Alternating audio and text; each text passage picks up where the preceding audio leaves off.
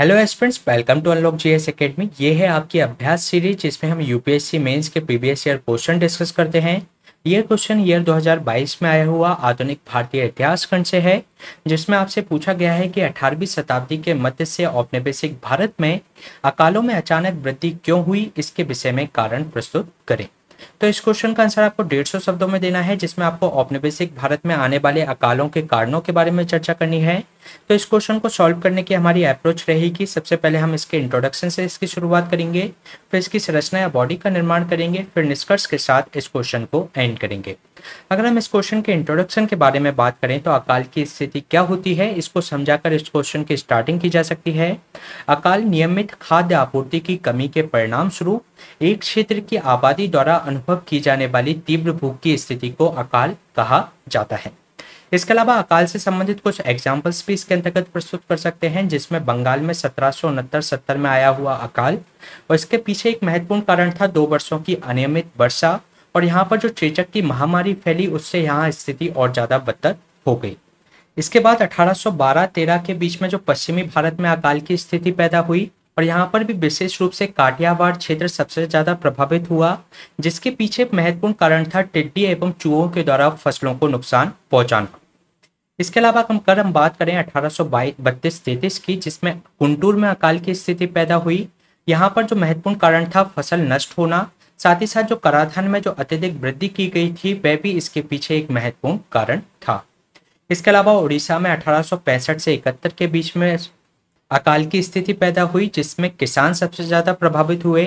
साथ ही साथ यहाँ पर स्थिति और ज़्यादा बदतर इसलिए हो गई क्योंकि यहाँ पर जो स्थानीय प्रशासन था उसने भोजन के आयात से इनकार कर दिया।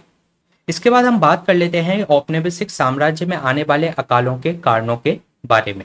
इसमें जो सबसे पहला कारण था यहाँ पर सूखे की स्थिति होना, जो 1870 से 1920 की अवधि की अगर हम बात करें तो वहाँ में जो बम्बई में जो अकाल की स्थिति का जो कारण था वह सबसे बड़ा कारण था सूखे की स्थिति होना। यहाँ पर जो पानी की कमी के कारण फसल बर्बाद हो गई थी, जिससे जो खाद्य कीमत थी वह अपने चरम स्तर पर पहुंच गई, जिससे यहाँ पर जो खेती और मजदूरी थी उनकी वह मजदूरी भी कम कर दी गई, जिससे उन्हें कुपोषण एवं महामारी की स्थिति का वहाँ पर कारण बना। इसके अलावा दूसरा कारण था ग्रामीण ऋणग्रस्तता का होना। जो ऋण होता है हमेशा ग्रामीण अर्थव्यवस्था का एक महत्वपूर्ण घटक होता है, और जो ब्रिटिश सरकार जो अत्यधिक लगान जो किसानों से लेती थी उसके कारण से उनकी ऋणग्रस्तता काफी ज्यादा बढ़ जाती थी। लेकिन जब सूखे की स्थिति हुई तो ये ऋणग्रस्तता उनकी और ज्यादा बढ़ गई। इसके अलावा अगर हम अन्य कारण की बात करें तो जो ब्रिटिश की जो दमनकारी नीतियां थी वह भी इसके पीछे एक महत्वपूर्ण कारण थी।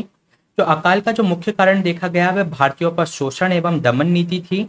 साथ ही साथ जो कृषि उपज थी उसका बड़े पैमाने पर ब्रिटेन में निर्यात कर दिया जाता था, तो ये भी एक महत्वपूर्ण कारण था। इसके अलावा जो कॉर्नवालिस के द्वारा 1793 में स्थायी बंदोबस्त लागू कर दिया गया, जिससे किसानों को उनकी भूमि से बेदखल कर दिया गया, और जो जमींदार थे भूमि के वास्तविक मालिक बना दिए गए, और जमींदारों की कृषि के विकास में जरा भी दिलचस्पी नहीं थी, जिससे हमारी जो पहले से पिछड़ी हुई कृषि और ज्यादा पिछड़ गई।